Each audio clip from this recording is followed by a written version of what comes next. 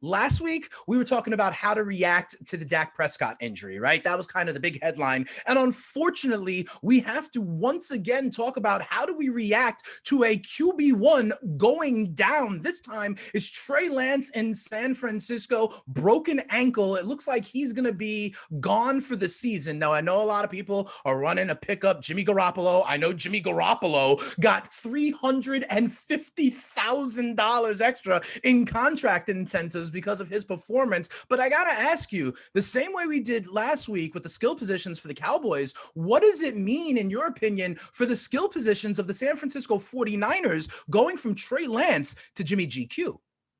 Sure. Yeah, absolutely brutal. And going back to last week, by the way, for the Cowboys, I was actually very pleasantly surprised how well all of those guys did in spite of having Cooper Rush. So I'm going to say that I'm even less concerned about the skill position players in this downgrade from Trey Lance to Jimmy G. Now, I do think Trey Lance is the guy in San Francisco. They obviously went out and got him. Sure. And for fantasy, obviously he offers this awesome floor because he has that rushing.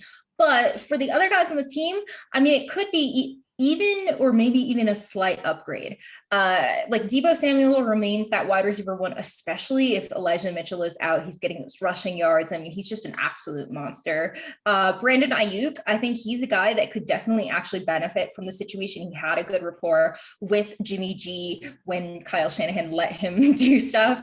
So I think he is in that wide receiver 3 flex conversation. George Kittle, if he ever plays, I hope he recovers from this groin injury. He's obviously a tight end when he's on the field. So that's like unchanged to me. And then the running game, I think that that's the only thing that maybe takes a little bit of a hit just because Jimmy G's not that much of a running quarterback. But I think like game script wise, it should be pretty similar. Like, I think that he will keep them in games and everything, keep it competitive. Yeah. So Jeff Wilson Jr. did look pretty good that week. And Tyrion Davis-Price was in the mix as well. I think they had pretty similar number of carries, but Jeff Wilson was the guy. So he's in that like low end RB2 range right now.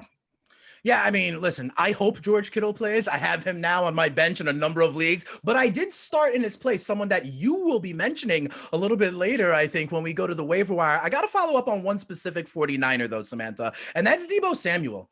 I actually think this is a good thing for Deebo Samuel. We've had this conversation before, and going into the year, a little bit of cause for pause I had for Deebo was he may not get as many running back carries or touches. And the reason because of that was now you had Trey Lance doing the running, right? He had, I think, 11 carries in week 1, was a part of the run game before he got hurt yesterday as well. But now that part has been removed. Do you think San Fran may kind of evolve back into the 2021 usage for Deebo Samuel, which is really like a top 5 wideout? So I'm not sure about the rushing because when Deebo was in this like holdout type thing over the summer, he did express that he did not want to be used in that way. I mean, it's understandably so. This is their future. This is their health.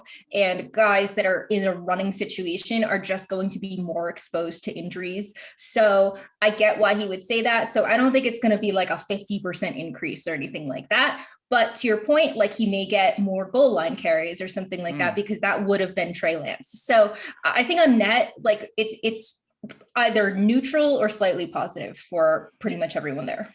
Yeah, fair enough. I mean, you know, Trey Lance was going to get maybe 8 to 12 carries a game, and someone has to get some of those carries. And we know that in this Shanahan offense, they'll utilize everybody. It could be Juszczyk. It could be these wide receivers like Ayuk and Samuel. So I actually do think they may get some more touches now that Trey Lance is kind of, you know, on the stretcher and out, and we go back to Jimmy Garoppolo. Obviously, the Trey Lance injury, though, Samantha, was the biggest one of the week. But there's a few other injuries that I think were really important to people that would probably be in starting lineups. I mean, Connor in Arizona, Jerry Jeudy in Denver. This goes on and on. Which of the non-Trey Lance injuries do you think is the biggest one coming out of week 2?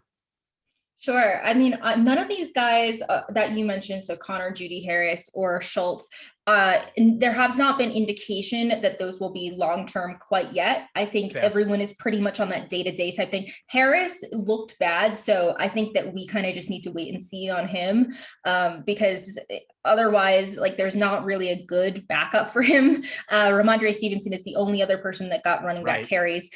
So, I mean, there's not like a guy that's like, oh yeah, you got to pick up this guy. With Jerry Jeudy, I know the x-rays were negative. I think they're still kind of waiting results, but that's a day-to-day thing. James Conner certainly was concerning because he basically missed all the second half and they had to use a committee there. So with that ankle injuries, I don't know if it doesn't seem like it's serious, at least like based on the early reports. So I'm not going to stress out too much. I mean, I think one ankle injury is enough. One major ankle injury for the week is enough.